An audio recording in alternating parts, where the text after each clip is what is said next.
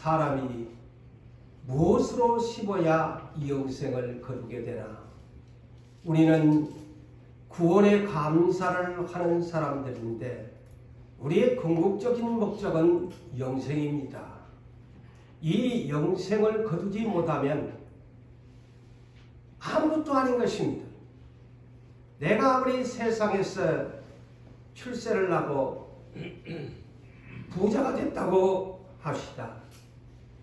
많은 것을 누리면서 행복하고 평강하게 살았다고 할지라도 내가 영생의 이 구원의 열매를 맺지 못했다면 나는 실패자가 되고 말기 때문에 오늘 여러분들께서는 이 추수감사절 주일 예배를 통해서 정작 내가 깨닫고 준비하여야 할 것이 내가 열심히 부지런히 씨를 뿌리면서 무엇을 거둬야 할 것인가가 바로 이 영생 구원의 열매인 영생을 거두어야 의인이요 성공한 사람입니다.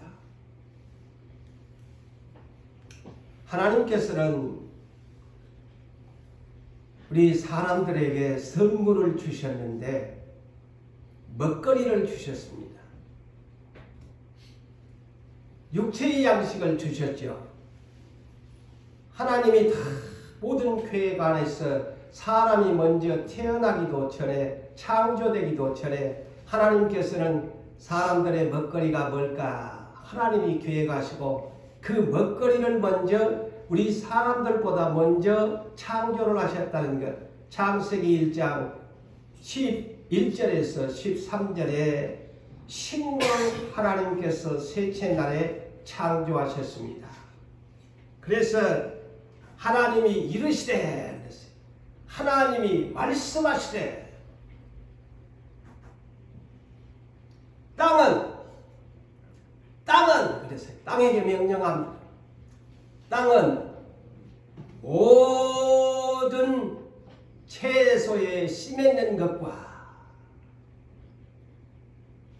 채소, 사람이 먹을 수 있는 채소, 땅은 모든 씨 맺는 채소와 그리고 씨 가진 열매 나무를 명하시면서 우리에게 먹거리를 주셨습니다. 그렇게 명령하니까 그대로 되니라. 하나님이 보시기에 영어 번역은 good 그랬어요. good 그랬어요. 하나님 보시기에 좋았더라. 사람을 위해서 먹거리 채소와 온갖 곡식과 과일의 열매를 명하시면서 셋째 날에 창조하셨습니다. 이는 저녁이 되고 아침이 되니 셋째 날이더라. 하나님은 멋지신 그래서 우리가 아까도 찬송을 불렀습니다만 우리에게 모든 것을 주신 하나님께 감사가 인색하면 아니 됩니다. 감사해야 됩니다. 그리고 이것만 여러분이 아시지요? 성경에 제가 또 살펴보니까 이것을 만들어 놓고 우리에게 주셨다라고 기록이 되어 있습니다. 창세기 1장 29절에서 30절에 기록이 되어 있지요.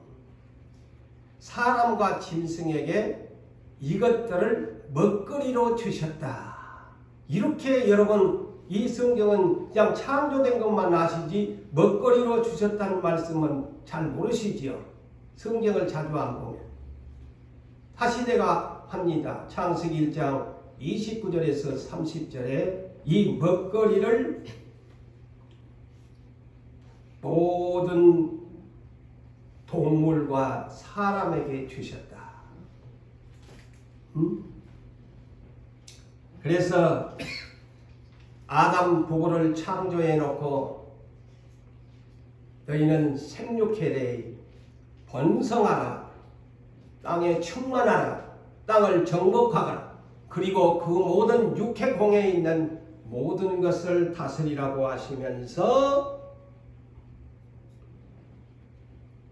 내가 셋째 날 창조한 모든 씨 맺는 채소와 모든 씨 가진 열매를 너희에게 먹을거리로, 성경에 먹을거리로 너희에게 주노니 그랬습니다.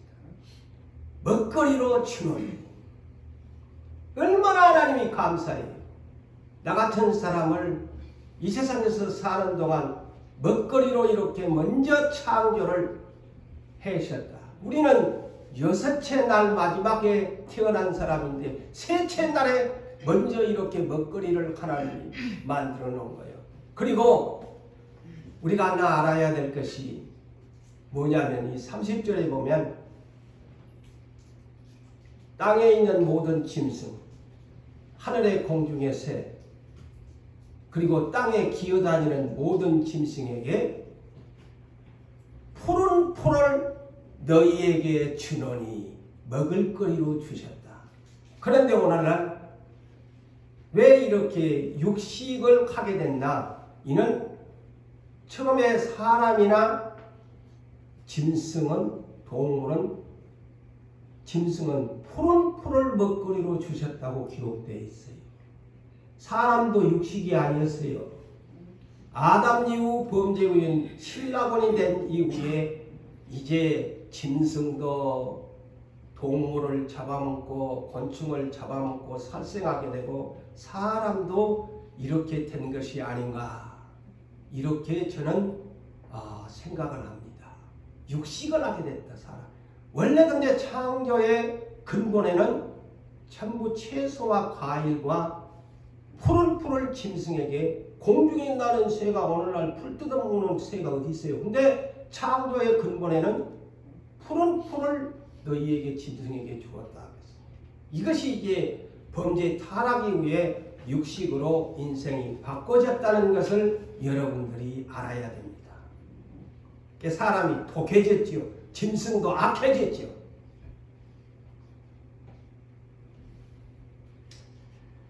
하나님은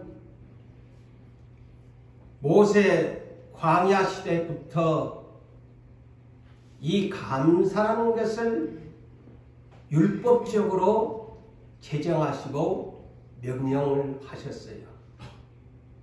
그 앞에 사람들은 율법에 대한 감사의 제도가 없어서 마음에 우러나오면 아브라함도 그랬을 것이고 믿음의 선진들이 그렇게 살았을 것인데, 이제 최초의 모세의 광야 시대부터 율법을 선포하면서 너희가 1년 중에 내가 창조한 이 셋째 날에 너희 먹거리로 준 이 것을 나한테 감사해야 된다. 1년에 2번 여름에 나는 열매로 맥주절을 지키라. 그리고 가을에 나는 열매들로 나에게 수장절을 지키라.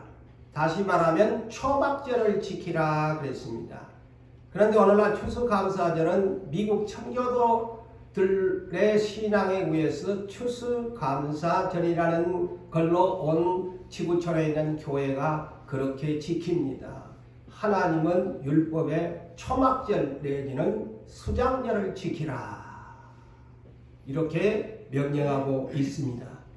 그러므로 시편 136편 1절에서 26절에 제가 한번 소개했지만은 무려 1절로 26절까지 26번을 감사의 조건을 말씀하시면서 감사하라. 그 인자하심이 영원하리로다.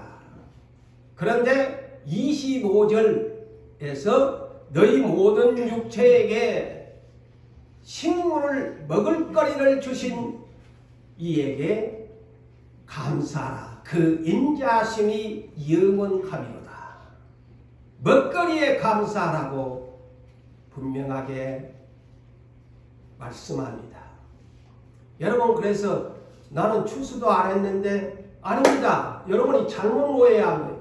여러분이 나르면 삼시세끼 모든 음식을 또 먹고 과일도 먹고 채소도 먹고 여러 가지의 모든 먹거리를 먹게 된 것 감사하면서 먹어야 합니다.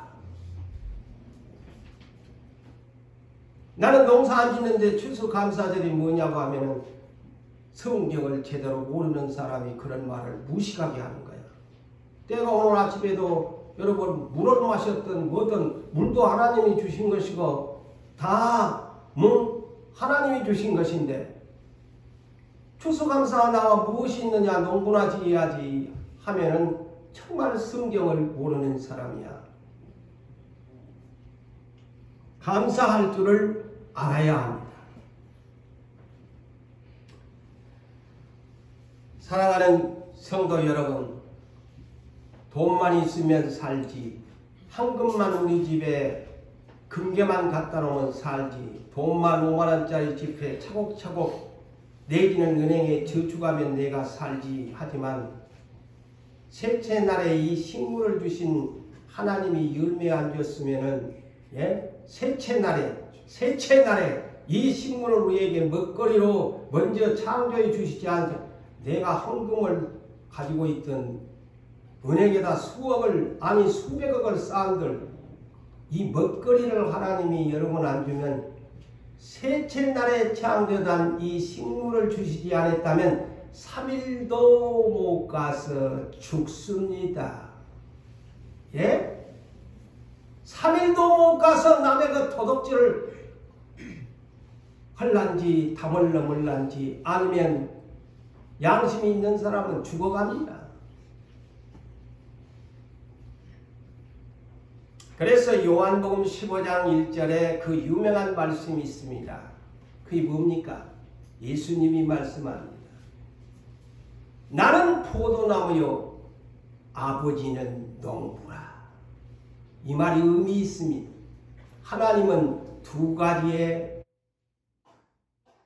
추수를 원하십니다. 사람을 위해서 육체의 양식의 추수 감사절을 지키고 또 네가 사람이지 마지막 네가 거둬야 할 것은 영생이란다.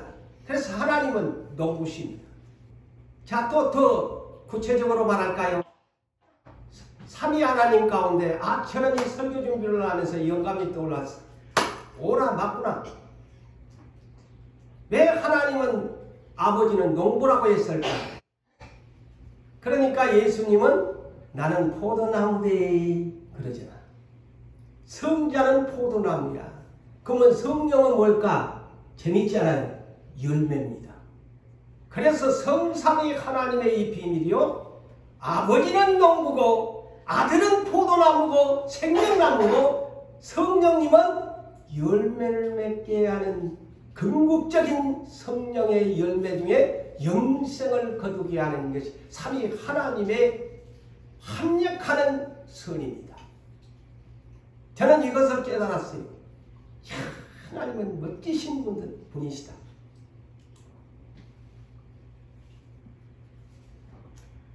그래서 하나님께서는 우리 사람들에게 육체의 양식을 주시고 또 영적인 양식까지 주시잖아요. 하나님의 말씀에 생명의 양식까지.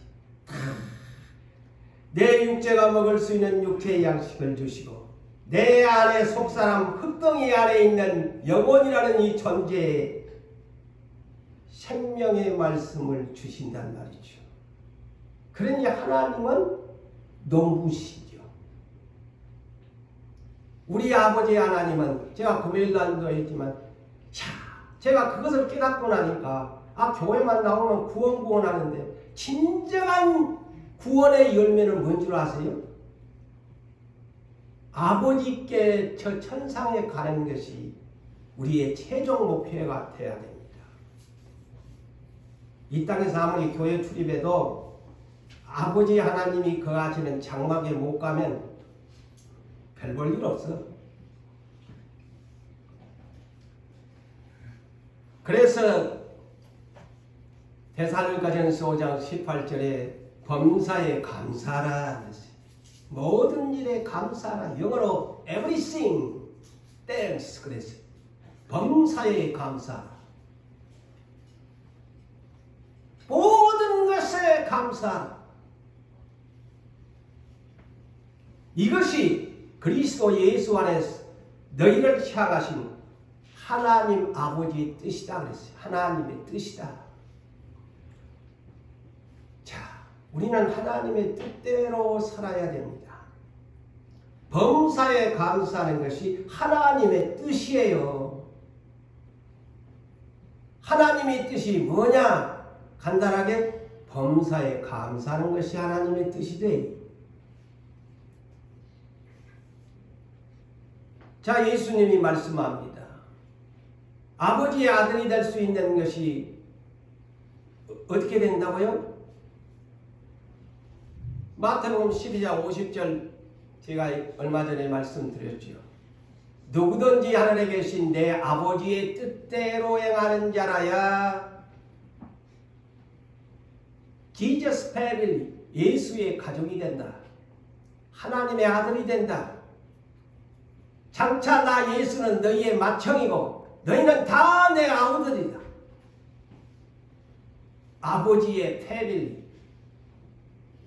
하나님의 가족 뜻대로. 그래서 누가복음 8장 21절에서는 이 아버지의 뜻을 행하는 자 그랬는데, 더 구체적으로 이 말이 무슨 말이냐? 하나님의 말씀을 듣고 행하는 자가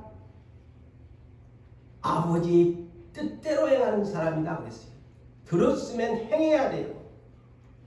그런데 야고보서 1장 22절에는 하나님의 말씀을 듣고 행하지 아니하는 사람, 아버지 뜻대로 행하지 아니하였기 때문에 자신을 속이는 사람이다 그랬어요. 오늘도 속이지 말라 7절에 그러죠.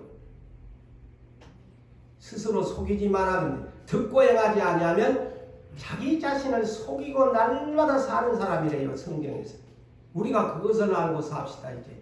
그래서 최대한 말씀을 들었으면 듣고 지키는 사람이 되어야 자신을 속이지 않는 사람이에요.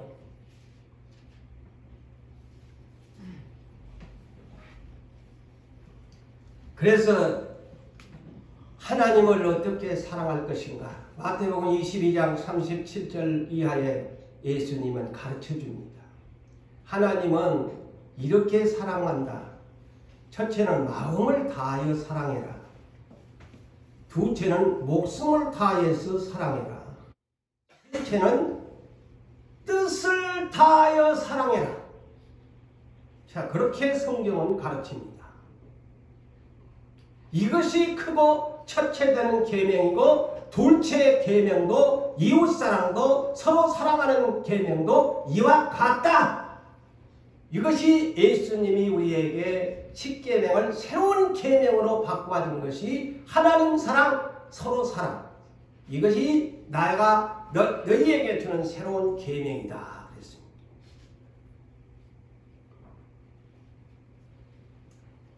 여러분, 요한계시록을 계속 여러분들이 듣고 있지만 하나님의 나라는 어떤 사람이 들어간다고 합니까? 어떤 사람이 아들이 된다고 합니까? 계시록 21장 7절에 이기는 사람이 들어간다.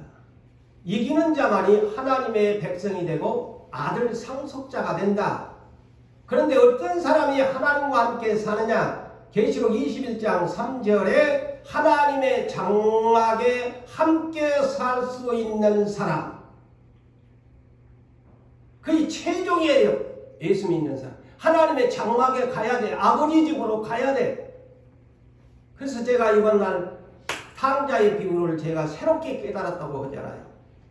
교회만 오늘날 회개하고 돌아오면 보편적으로 그렇게만 생각하잖아요. 교회 와서 예배드리면 와, 당신은 탕자가 돌아왔네요. 근데 진정한 세상에 있는 자가 아버지 장막으로 돌아가야 저 천상의 새 하늘, 새 땅, 새 예루살렘 성으로 귀향을 해야 진정한 그 사람이 아버지와 만납니다. 이번에는 교회에 돌아와서도 아버지를 만날 수 없는 장소입니다. 천상에 가야 성부를 만납니다. 지금은 예수를 만나고 성령님을 만나서 내주하고 있지만 진작 성부 하나님은 이곳에 오시지 않았습니다. 이 사실의 비밀을 성경적으로 여러분이 깨달아야 돼요. 그래서 하나님의 장막에 가기 위해서 예수를 믿으셔야 돼요.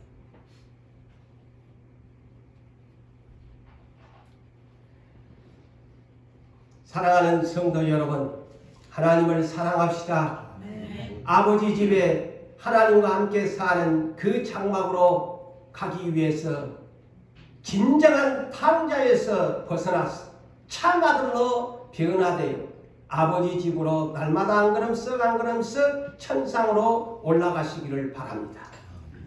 그것이 진정한 신앙의 귀함입니다. 우리 그리스도인들은 성령님을 모시고 사는, 세상적으로 말하면 신을 모시고 사는 사람이야. 저 사람들은 귀신을, 악의 영을 그 안에 두고서 살지만 우리는 성령님, 위대하신 삼위 하나님의 성령님을 모시고 사는 신령한 사람이에요. 그래서 요한복음 14장 16절에서 17절에 예수께서 이렇게 우리에게 말씀합니다. 나는 이제 세상에 초림에 오셨던 예수님이 나는 얼마 안 있으면 내 아버지께로 간다. 자, 항상 예수님은 아버지께로 간다고 하고 아버지에 대한 말씀을 하십니다. 나는 얼마 안 있으면 이 세상에 있다가 아버지께로 간다. 그런데 내가 너희에게 이렇게 말을 한다. 내가 아버지께 구하겠으니, 보세요. 내가 아버지께 구하겠으니 그 아버지가 또 나 말고 그랬어요. 쉽게 얘기하면 나 첫 번째 보혜사 말고 두 번째 다른 보혜사, 영어 번역은 another helper 그랬습니다. another helper, 곧 이는 성령이죠. 다른 보혜사를 너희에게 주사 영원토록 너희와 함께 하시리니 성령은 진리의 영이라 세상은 능히 성령을 받지 못하나니 이는 성령을 보지도 못하고 알지도 못하나니 그러나 너희는 성령을 아나니 성령은 너희 속에 계시겠습니다. 너희 속에 계시겠습니다. 너희와 함께 거하시겠습니다. 그래서 성령은 여러분 안에 와서 지금 보이지 않는 성령이 여러분 안에 거하십니다. 그러므로 여러분은 신령한 성령님을 모시고 사는 신령한 사람이에요. 그래서 로마서 8장 9절에 말씀합니다. 만일 너희 속에 하나님의 영 성령이 거하시면 너희는 육신에 있지 아니한 사람이다. 너희 안에 성령이 있나니 누구든지 예수 그리스도의 영이 없으면 그 사람은 그리스도의 사람이 아니라. 그래서 내가 그리스도인이다 말할 수 있는 것이 예수를 믿는다고 했어도 되지만 성령을 모시는 사람이 그리스도의 사람이라고 성경은 말합니다. 성령이 없으면 빠져나가고 바람 빠진 사람처럼 사는 그는 그리스도인이 아닙니다. 성경은 분명히 정의를 내려줍니다. 당신이 크리스찬입니까? 그리스도인입니까? 라고 하면 나는 성령님이 내 안에 거하는 사람입니다. 라는 뜻을 의미합니다. 이제 우리가 성경을 바르게 이해하고 정립합시다. 그리스도의 영이 내 안에 없으면 나는 크리스찬이 아닙니다. 그리스도인이 아닙니다.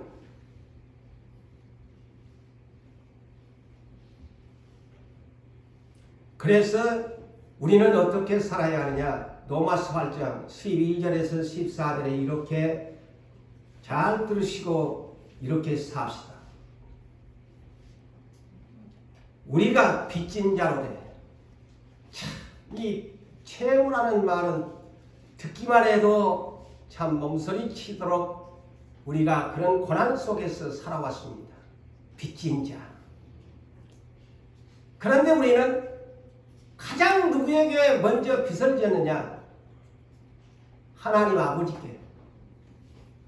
예수 그리스도의 독생자를 주신 대속의 빚진 자입니다. 그래서 성경에도 우리보다 최고자라고 합니다. 네 생명의 빚진 자야. 네 빚진 자인데 너 예수 앞에 내 아들까지 내가 내주면서 너한테 빚을 빌려줬는데 네 그렇게 살래? 네 그렇게 살래? 내 아들까지 너한테 빌려주면서 대신 죽으라고 빌려줬는데 너 그렇게 미지근하게 예수 그따위로 믿을래? 빚 갚아야 돼. 예수 잘 믿으셔야 돼. 세상에서 빚진 자만 톡쳐보지 말고 내가 하나님 앞에 진짜 빚을 지금 갖고 있나? 아들까지 나한테 빌려줬는데 나는 아버지 앞에 빚진 자 1만 달란트나 되는데 평생 갚아도 못 갚을 것인데 내가 이렇게 예수 믿어가지고 하나님 앞에 빚 갚고 가겠나? 빚진 자로 돼. 빚을 졌으면 이제는 어떻게 살아야 하느냐? 육신에게 지지 말아라고 합니다. 육신에게 져서 육신대로 살지 말아라. 너희가 육신대로 살면 자 여기에서 선악과의 법처럼 말씀하시네. 육신대로 네가 날마다 하나님한테 빚 안 갚고 아버지한테 빚 안 갚고 네 육신대로 살면 반드시 선악과를 먹으면 반드시 죽으리라는 말과 똑같게 동일하게 기록하고 있다는 사실을 놓치지 마십시오. 오늘날 전부 성경을 왜곡하면서 구원에 대한 메시지를 전합니다. 반드시 죽는다고 하잖아요. 육신이 선악과입니다. 육신대로 사는 것이 선악과예요. 반드시 죽는데 영으로서 몸의 행실을 죽이면 살리라 그러죠. 이것이 뭐냐? 성령의 9가지 열매 중에 절제의 열매지. 몸의 행실을 죽이면 살리라. 영어로 셀프 컨트롤. 셀프 컨트롤을 성령으로부터 할 수 있어야 된다. 그래야 네가 산다. 그리고 하나님의 성령의 인도함을 받아 사람이 아들이다 그랬어요. 자, 모두 다 아들이라고 하지요. 그런데 이 시간 여러분, 성령님의 인도를 받는다는 것은 순종을 말하는 거예요. 과연 여러분 하나님의 아들로서 성령께서 인도하시는 대로 살아갑니까? 불순종하면서 삽니까? 순종하면서 삽니까? 하나님의 아들은 분명히 성경에, 그래서 여러분 성경 한 구절 한 구절을 잘 보면서 성경대로 살아야 돼. 성경 무시하고 내 편한 대로 내 복음서를 만들어가지고 그냥 스스로 속이면서 안위 받고 살면 안 돼. 그러면서 예수 이름만 부르면 천국 간다고 누가 그렇게 성경에 가르쳤나요? 그거는 사람이 오늘날 복음을 전하는 사람들이 그렇게 전할 뿐이지 성경은 그렇게 아무리 제가 66권을 살펴봐도 그 말이 아닙니다. 그래서 우리는 시대를 바르게 알고 시대를 준비해야 된다는 것이 성경대로 알고 성경대로 전해야 된다. 아무리 유명한 사람이 봉사라고 할지라도 성경에 입에된 말씀을 전하면 그 말을 거슬러 드려야 됩니다. 그 사람들의 법이 아니고 하나님의 법 성경대로 가르쳐 드려야죠.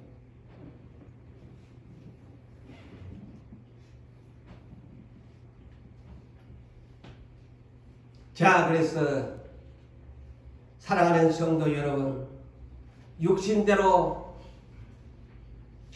사는 사람과 성령의 인도를 받아서 사는 사람의 차이점을 오늘 본문에서 가르쳐줍니다. 자, 오늘 뭐라고 합니까? 성령을 위하여 심는 사람 영생을 거두고 육체를 위하여 육신대로 산 사람은 썩어질 것, 그 반대로 영벌입니다. 썩어질 것이 뭐요? 영벌이라는 뜻이야. 근데 성령을 위하여 심는 사람은 반대로 영생을 거둔다. 오늘 본문 7절에서 8절을 볼까요? 자, 육체로 이하여 날마다 육신대로 사는 사람을 일컬어서 너 스스로 속이지 마라. 네 육신대로 네는 심어놓고 네 영생 거두기를 원한다는 반문의 내용입니다. 이 내용이. 스스로 속이지 마라. 네 육신대로 안 사나. 하나님은 없인 여김을 받지 아니하시나니 사람이 무엇으로 심든지 그대로 거두리라. 자기의 육체를 위하여 심는 사람은 썩어질 것 곧 뭐요? 영벌이야. 유황의 불못에. 그리고 이 땅에서 아무리 많이 육신을 위해서 싹 보물을 쌓아놨다고 합시다. 아무것도 못 가지고 하는데 그게 썩어질 것이지. 누가 갖고 간 사람이 있어? 손에 금반지 쥐고 간다고? 화장방에 들어가면 그거 못 갖고 가. 다른 사람이 빼가불잖아요. 육체로부터 썩어질 것을 거두고 성령을 위하여 심는 사람은 성령으로부터 영생을 거두리라. 성령을 거두리라. 영생을 거두리라 그랬죠. 인생의 가장 우선순위에 가 뭘까요? 소망의 목적. 예수를 믿습니까? 나는 영생하기 위해서 믿습니다. 구원이란 말도 옳습니다만은 더 구체적으로 말하라고 하면 영생이라고 해야 합니다. 영생이 돼야 됩니다. 자, 저는 이 기도하면서 이렇게 깨달았어요. 구원에 대한 바른 이해가 필요하다. 잘 들으십시오. 구원에 대한 이 두 글자에 대한 바른 이해를 우리가 가져야 된다. 크리스찬들. 지금은 영생이 아니잖아요. 최종 새 하늘과 새 땅에 가야만이 영생입니다. 그래서 그의 구원의 열매입니다. 지금은 우리의 단계는 구원을 받은 구원의 꽃을 피우는 사람들이에요. 제가 이 기도하면서 이것을 깨닫는 거예요. 구원의 꽃을 맺어야 열매가 맺지요. 꽃을 피워야. 지금 우리는 구원의 꽃을 피우는 과정에 지나지 않습니다. 왜 세례 요한이 마태복음 3장 저는 그거에 아우라 이 말이구나를 깨달았죠.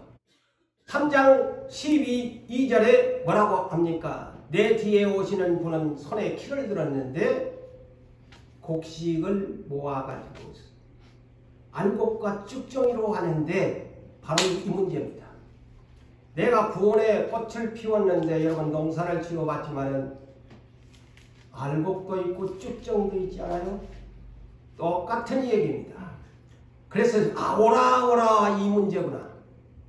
이렇게 가르쳐야 되겠구나. 구원에 대한 바른 이해가 바로 이 알곡이 영생이에요. 쭉정이는 못 갑니다.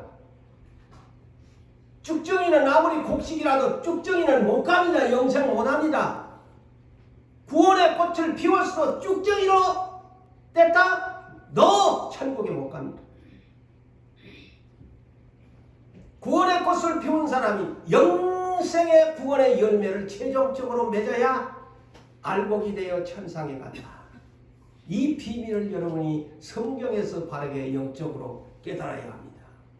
그래서 오늘도 여러분 쭉정이 되지 않기 위해서 구원의 꽃을 피워가지고 나중에 예수님 올 때 쭉정이 되지 마시고 알곡 곧 영생을 거두시기를 바랍니다.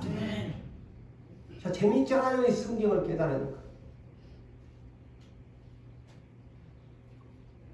그러므로 우리 그리스도인들은 성령을 위해서 성령이 인도하는 대로 성령을 따라서 영생 거두기를 위해서 살아가야 돼. 육신대로 살면 뭐야?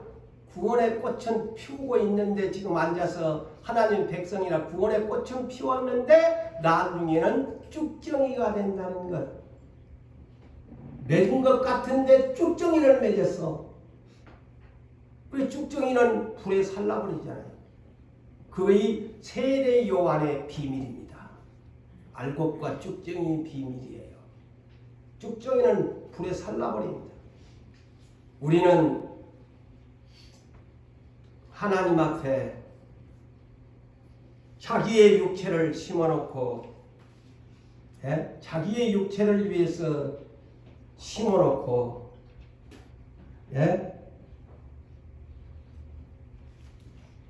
영생을 거두기를 원하는 사람이 있다면 어리석은 사람 아니겠어요? 날마다 자기 육체를 위해서 심어놓고 영생 거두기를 원하고 있다? 자기가 육체를 위해서 심어놓고 자기 자신을 속이면서 심어놓고는 하나님 앞에서는 나 알곡되기를 원합니다. 영생 거두기를 원합니다. 구원의 열매인 최종 영생 거두기를 원한다 하면은 참 세상 말로 어불성설을 말하는 사람이지. 오늘 그 얘기입니다. 오늘 본문이. 네 어불성설 같은 말을 하면서 예수를 믿는구나. 성령을 위하여 심는 사람은 어떻게 그러면 심는 사람일까요? 육체야 뭐 설명할 필요도 없지요. 근데 성령을 위하여 심는 사람이 영생을 거둔다고 했는데 어떻게 심는 것이 성령을 위하여 심어서 영생을 거둡니까? 이것을 알아야 될 거 아닙니까? 그 첫째로 생각할 것이 감사함으로 예배와 기도를 심어야 합니다. 믿음의 감사로 예배를 심고 기도를 심어야 합니다. 자, 시편 50편 성경은 그렇게 가르칩니다. 시편 50편 14절에서 15절에 이와 같이 말씀하지요. 감사로 하나님께 제사를 드리며, 거의 제사가 예배지요. 오늘날로 신약은 감사 예배를 드려라. 그리고 두 번째는 네 하나님 앞에 작정한 것이 있던 봉사로 충성을 맹세했던 좌우지간의 직분에 대한 충성하겠습니다. 충성! 손 들고 여러분들이 하나님 앞에 있으면 그 성은 갚아라. 첫째는 감사의 예배를 드릴 줄 알고, 두 번째는 네가 애물로 하나님 앞에 작정을 했던 서원을, 다 똑같은 말이죠. 약속을 했던, 또 네가 직분 받아가지고 다 이런 목사로부터 장로, 권사님 다 안수 받을 때 하나님 앞에 서야겠습니다. 거의 서원이나 똑같은 거요. 봉사 안 하면 안 돼. 직분 충성하겠다고 했잖아요, 여러분. 했어요, 안 했어요? 그것을 또 나이가 들면 나 쉬어야지. 죽도록 충성하라고 그랬지. 젊어서 충성하라고는 말이 성경에 없습니다. 죽을 때까지. 다 목사나 안수집사나 주의 종들 다 또 여러분들 또 직분 받을 때 집사라도 직분 받을 때 하잖아요. 손 들고. 이 서원을 갚아야 감사하면서 환난 날에 그런 사람이 나를 부를 때에 내가 너희를 구원하리라고 약속합니다. 예? 감사할 줄도 모르고 하나님 앞에 직분 충성도 안 하면서 하나님 앞에 작정한 그 모든 것도 갚지도 안 하면서 살려주세요. 살려주세요. 나 약속 안 지키잖아. 감사할 줄도 모르면서. 나도 모르겠다. 하나님이 고개를 난 네 못 믿겠다. 안 들어주는 거요. 기도하시는 우리가 기도를 바르게 합시다. 그리고 시편 50편 23절에도 분명히 말씀합니다. 감사로 제사를 드리는 자가 나를 영화롭게 하리라. 그의 행위를 옳게 하는 자에게 내가 하나님의 구원을 보이리라 합니다. 자, 감사할 줄을 알아야 돼. 그래야 하나님이 구원해 주신대. 그러므로 여러분 하나님 앞에 감사를 할 수 있는 여러분들이 됩시다. 그리고 약속을 지킵시다. 왜 하나님, 우리가 그러잖아요. 저도 대표적인 인물이야. 나도 그런 사람이야. 하나님의 약속을 안 지켜줍니까? 하나님한테만 땡깡 놓잖아. 근데 네 나한테 약속, 하나님, 야 재훈아, 네 나한테 충성 약속했는데 네 충성하고 있나? 약속 지키냐? 또 나한테 뭐 드린다고 해놓고 네 지금 약속 지키고 있나? 니도 좀 약속 좀 지켜라 좀. 그러면서 왜 나한테는 약속도 안 지키면서 하나님은 말씀해 주셨는데 예 약속을 안 지킵니까? 왜 이 말씀이 안 맞네요? 그런 소리나 한다 이 말이죠. 응? 성경에 보니까 그래. 성경에 보니까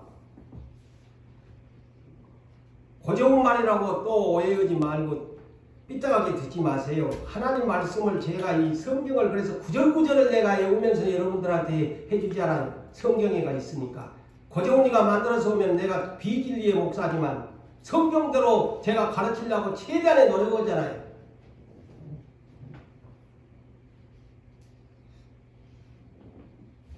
자, 기도하시는 여러분, 저도 그래서 이 설교를 준비하면서 앞으로 아무리 어려워도 하나님 감사합니다 하고 기도를 시작해야 되겠다. 제가 먼저 여러분 앞에서 입으로 시인합니다. 빌립보서 4장 6절과 7절에 보니까 아무것도 염려하지 말고 모든 일에 기도와 간구로 너희 구할 것을 감사함으로 아뢰라. 그리하면 모든 지각의 모든 것을 아시는 하나님의 평강이 그리스도 예수 안에서 너희의 마음과 생각, 너희 마음속에 무슨 생각을 가지고 무슨 염려를 가지고 있는 거 다 알고 있대. 근데 감사함으로 아뢰라고 합니다. 그리고 골로새서 4장 2절도 보니까요. 야 기도 쉬지 말고 계속 해래 하면서 기도에 감사함으로 깨어있어라. 자 처음 들어본 것 같지? 별로 생소했어. 기도에 감사함으로 깨어있어라. 감사함으로 깨어있으라요. 근데 날마다 우리는 불평하잖아요. 그래서 제가 기도하는 것도 예절이 있구나. 기도의 예절도 모르면서 아버지 앞에 건방지게 앉은다고 땡깡이나 놓는 이 목사나 내가 그래서 깨달았다고 그랬잖아요. 내가 그래서 당장에 토요일날 저녁부터 하나님 앞에 이 설교를 준비하는 종이 먼저 했어요. 아유 하나님 죄송합니다. 맨날 안 준다고 하나님 앞에 땡깡만 놓고 그냥 약속 안 지킨다고 하나님 앞에만 있는 내가 잘못했습니다. 이제 앞으로 감사를 하겠습니다. 그리고 막 감사를 막 억지가 됐든 막 그날 저녁에 12시까지 겨우지단 간에 감사합니다. 지금까지 지내온 거 감사하고 뭐라고 해서 감사하고 보내줘서 감사하고 이렇게 감사를 했어요. 감사를 했어요. 기도에 감사함으로 깨어있어. 감사를 할 줄 모른다면 기도에 조는 자라는 거예요. 반대로 이 말이에요. 이 세문사실 하셨잖아요.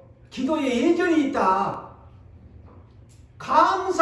입으로도 감사 못한 사람이 어떻게 행동으로 감사를 옮기겠습니까? 그렇게 립서비스도 감사를 모르고 맨날 하나님 안 준다고 땡깡이나 놓고 막 엉망불평이나 하고 불신이라는 사람이 감사를 제대로 하겠어요? 입이라도 좀 감사를 하면서 살자. 응? 입이라도 하나님 앞에 기도할 때에 좀 예절을 갖추고 하자. 새로운 사실이잖아요. 응? 그래서 이 양반이 내가 떠올랐어요. 설교를 준비하면서. 누구? 다니엘이 떠올랐어요. 다니엘서 6장 10절에 그런 최악의 상황이 어디 있나요? 기도하면 사자 먹거리로 준대요. 와사가삭 사자가 덥석덥석 찢어가지고 갈기갈기 죽는 것도 억울한데 사자 먹거리로 준대요. 그런 끔찍한 상황 중에서도 보란듯이 창문을 열어놓고 하루에 3번씩 무릎을 꿇고 감사 기도를 가야한다. 아, 기도라는 것이 이렇게 하는 것이구나.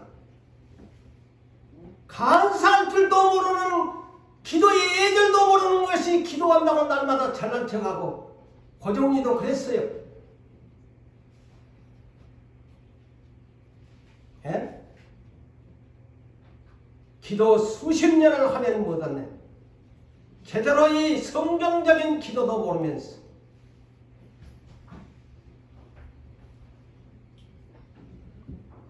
목사가 되면 못하고 장로가 되면 권사가 되면 감사의 기도를 할 줄 모르는 인색한 사람이 무슨 하나님 앞에 앉는다고 땡깡이나 놓고.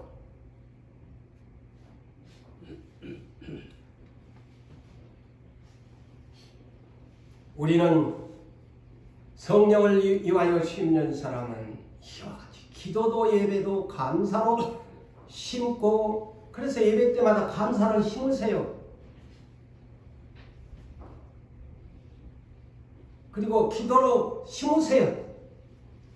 그리고 성령을 위하여 심는 사람은 보물을 하늘에 쌓아두는 사람이죠. 하늘에다가 심어요. 땅에다가 안 심어요. 마태복음 6장 19절로 20절에 하나님은 분명히 말씀하니 나 하나님을 위하여 보물을 바쳐라 하지 않고 분명히 너희를 위하여 그랬어요. 너희를 위하여 그랬어요. 우리가 볼 때는 아유 하나님 당신은 맨날 바치라고만 해. 하나님을 위하여 보물을 쌓아두라. 우리가 잘못하면 그렇게 믿음이 없으면 그렇게 알아들어. 뭐 하나님이 돈이 없나 뭐가 없나 맨날 하나님 앞에 오면 뭐 물질 바치라고 하니까 믿음이 없는 사람은 그것이야. 에이씨 오늘 또 헌금 설교하네. 그러잖아요. 하나님 너희를 위하여. 그래서 단어 하나를 놓치지 말고 한 절을 알아도 우리가 제대로 알고 성경을 알자는 거예요. 너희를 위하여 보물을 땅에 쌓아두지 말고. 그것이 뭐냐면 오늘 본문에 자기 육체를 위하여 땅에 쌓아두어 썩을 것 거두지 말라는 말과 똑같은 말이요. 예?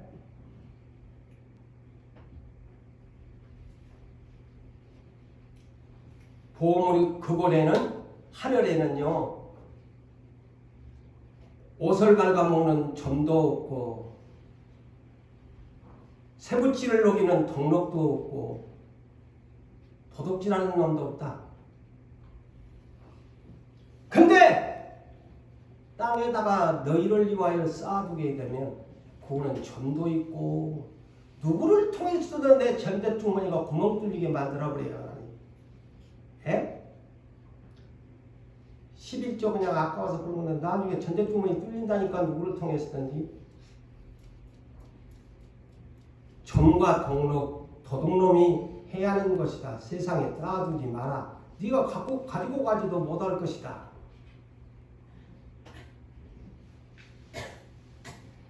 그러면서 하늘에다가 쌓아두는 사람은 무엇이 있다고요? 중요한 말씀.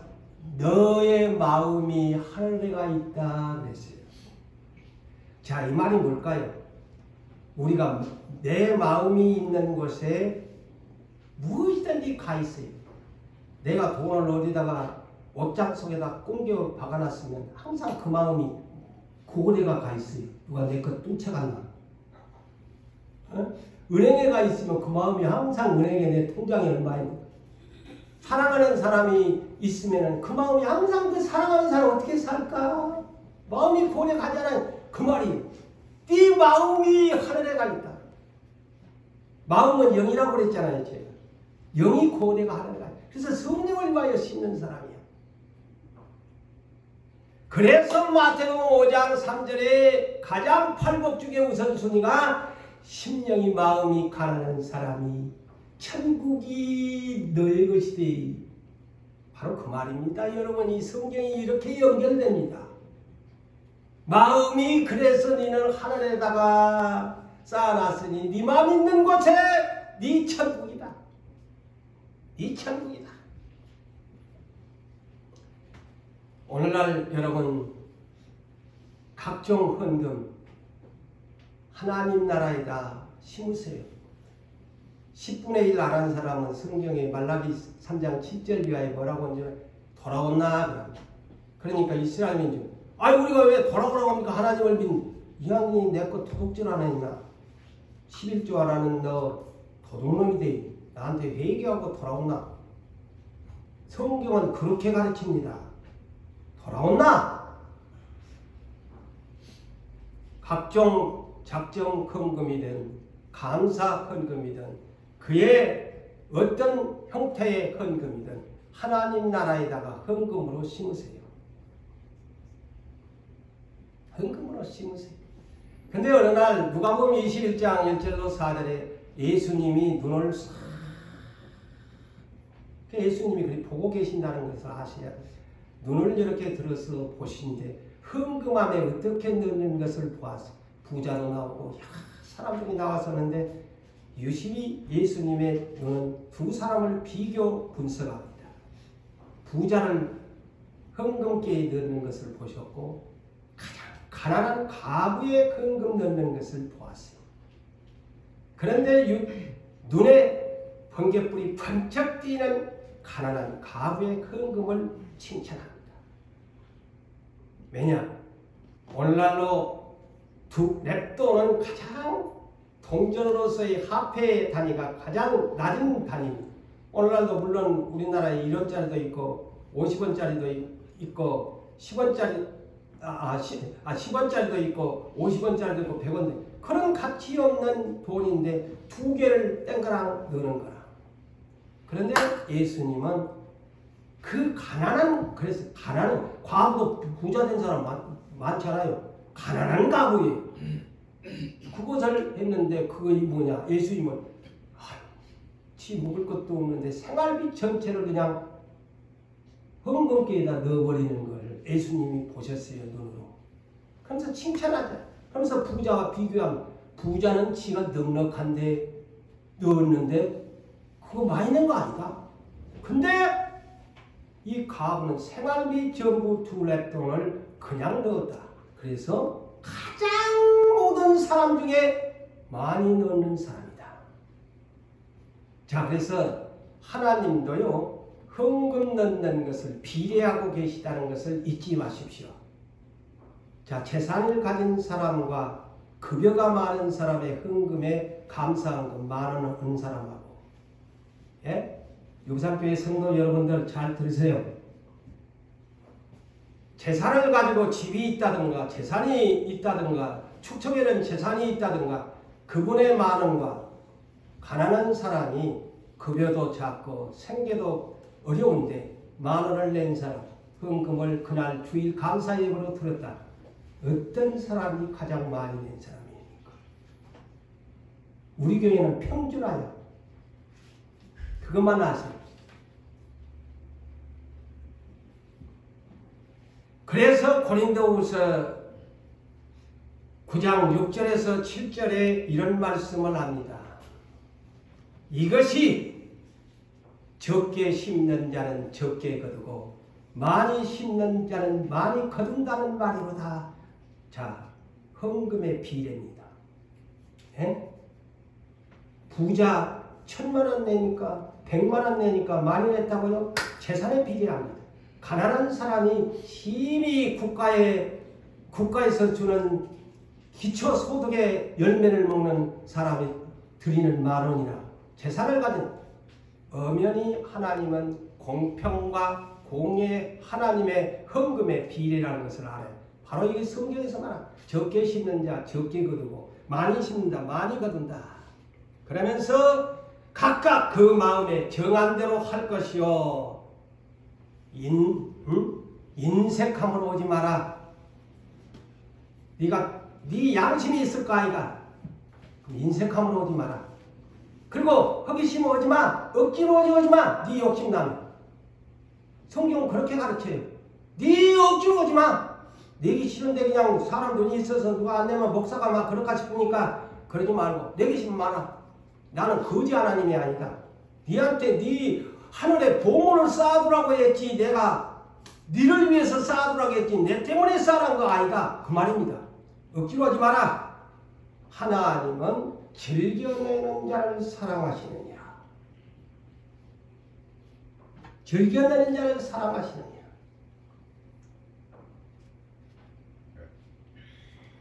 여러분 또한 봉사를 충성을 심읍시다.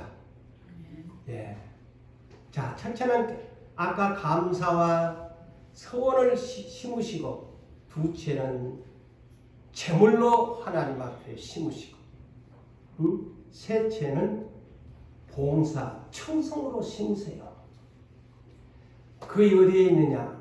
마태복음 25장 14절의 달란트의 비유, 누가복음 19장 12절 이하의 은 한 문화의 비유가 똑같습니다. 장사하는 비유로 왕권을 가진 예수님이 주인으로서의 그 비유를 말씀하지. 남겨라. 네가 봉사를 해서 충성으로 남겨라. 그랬죠. 이 달란트 비유라는 것이 영어로 탤런트죠. 오늘날 저 TV에 있는 사람들을 탤런트, 재능 있는 사람들, 영어에서 그래서 이 달란트는 탤런트입니다. 재능이죠. 네 재능이 있는 그대를 가지고서 네가 하나님 앞에 봉사하고 충성해라. 심어라. 자, 여기에서 주님이 왕권을 가지고서 앞으로 재림하실 때 이 문제, 봉사, 네 충성 심은 나라에 심판을 하십니다. 예? 직분자 여러분, 목사로부터 막 내 하고 싶은 대로 그냥 하고 하기 싫으면 안 하고 여러분 직분 괜히 준 거 아닙니다. 내가 기억력이 없고 성전에 오르내리지 못할 때는 어쩔 수가 없지만 내 몸이 건강하고 하려면 내 영혼이 잘 되어야 범사가 잘 되고 강건의 복을 줍니다. 부지런히 일할 때 일하십시오. 충성하십시오. 충성을 심어야 내가 건강합니다. 아시겠어요? 충성을 심으세요. 하나님 앞에 봉사를 심으세요. 엉뚱한 육체를 위해서만 여러분 마르고 닳도록 하지 마시고 하나님 앞에 건강하시려면 봉사로 충성하세요. 거의 하나님 나라에 심는 겁니다. 그래야 영혼이 잘 되므로 내가 잘 되고 내 육신이 강건하다고 성경에 약속하잖아요. 자, 달란트 비문하는 이제 주인이 와가지고 계산을 합니다. 자, 다 갑절로 보상합니다. 천국에 가서. 그런데 최고의 그랑프리 대상은 갑절의 알파예요. 모든 놈 뺏어다가 그 사람한테 주니까 열왕거울을 다스리지다. 하나님은 그런 멋진 분이야. 응?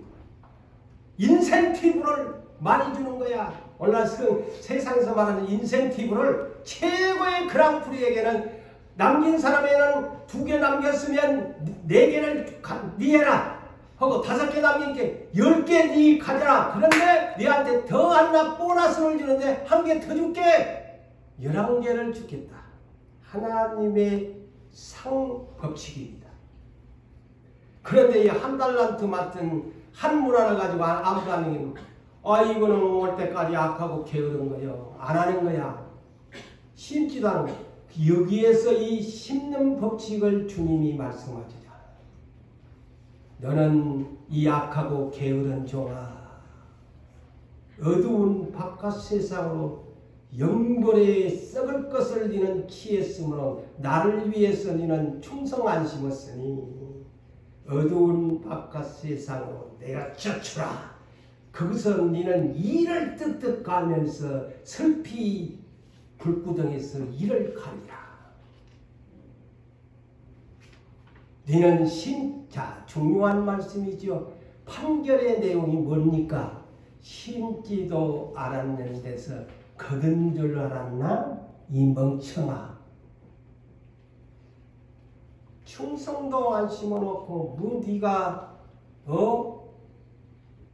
직분을 가진 유부산교회 시대에 준비된 일꾼이라고 말하니 심지도 않았으면서 결론을 짓습니다. 사랑하는 성도 여러분, 사람이 무엇으로 심어야 우리의 인생의 최대의 궁극적인 구원의 열매인 영생을 거둘 수 있을까요? 우리의 최대의 크리스찬의 과제입니다. 심어야 합니다. 자기 자신을 스스로 속이지 마시고 거짓말하지 마시고 감사 예배를 심고 하나님께 약속한 거 있으면 서원 갚으시고 심으시고